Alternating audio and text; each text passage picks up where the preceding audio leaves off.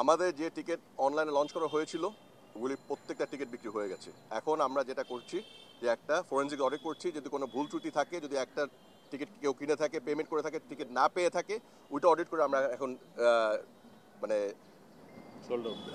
ঠিক করছি যে ওই ইস্যুটা ঠিক করে দিচ্ছি এখন, যেন আমরা এটা করতে পারি। তারপরে আমরা ফরেনজিক অডিট করে দেখবো কোনো টিকিট মিসিং বা কোনো টিকিট বাকি আছে নাকি। যদি থাকে আমরা ওটাও ছেড়ে দিব।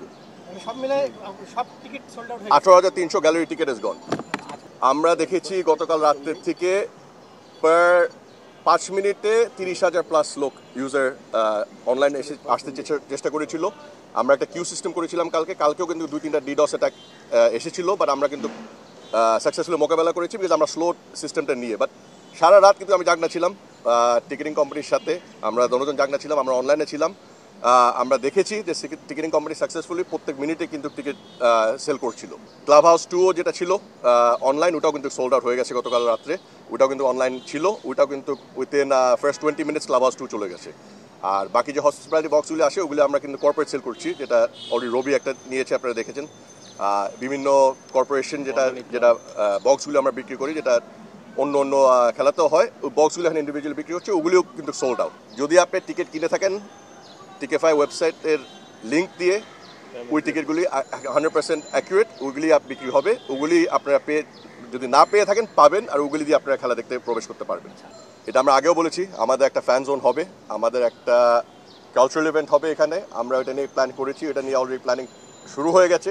ফার্স্ট ইস্যু ছিল টিকিটিং ইস্যু ঠিক করা। টিকিটিং ইস্যুটা আমরা ইনশাল্লাহ সাকসেসফুলি কমপ্লিট করেছি।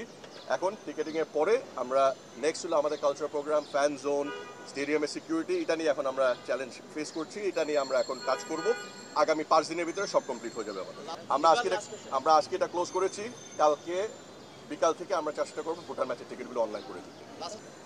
ওই আপডেটটা আমার কাছে এখন এক্স্যাক্টলি নাই। আমি যেটা বললাম যে আমরা একটা ফরেনজিক অডিট করবো আমাদের বাফুফের পক্ষ থেকে, আমাদের যে সাইবার সিকিউরিটি এক্সপার্ট যাদেরকে আমরা নিয়োগ করেছি, ওদের হেল্প নিয়ে আমরা একটা ফরেনজিক অডিট করবো যে কোন টিকিটে কোনো মিসম্যাচ আছে নাকি, কোনো এক্সট্রা কোনো টিকিট পাই নাকি আমরা সিস্টেমে।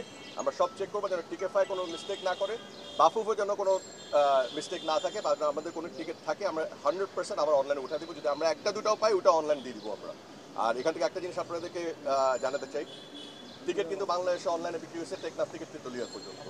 আর ওয়ার্ল্ডে আমেরিকা থেকে, ইউনাইটেড স্টেটস অফ আমেরিকা থেকে অস্ট্রেলিয়া পর্যন্ত ফ্যানরা টিকিট কিনেছে। উগান্ডা থেকেও একজন ইউজার ছিল, এখন আমাদের প্রবাসী বাঙালি হবে, মেবি ঈদের জন্য বাংলাদেশে আসবে। সো ওনারাও ফেয়ারলি চান্স পেয়েছে টিকিট কেনার জন্য।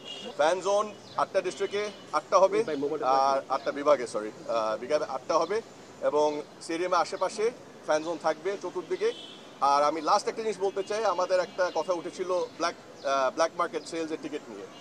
আমরা অলরেডি সরকারের সাথে কথা বলছি, আমরা কিন্তু ম্যাজিস্ট্রেট রাখ বসে দিই। যদি আমরা কোনো নকল টিকিট পাই, সাথে সাথে ওই ইন্ডিভিজুয়াল ম্যাজিস্ট্রেটের হাতে উঠে যাবে।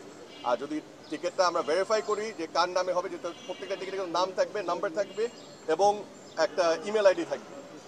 যে ব্ল্যাকে এই টিকিট বিক্রি করবে, যদি কোনো মিসম্যাচ হয়, যদি কোনো দর্শক মাঠে এসে ঢুকতে না পারে কিউআর কোড স্ক্যানিংয়ের জন্য, যদি আমরা প্রমাণ করতে পারি যে এটা একটা ব্ল্যাকের টিকিট, আমরা কিন্তু যে দর্শক যার নামের টিকিট, ওনার নামে মামলা হবে।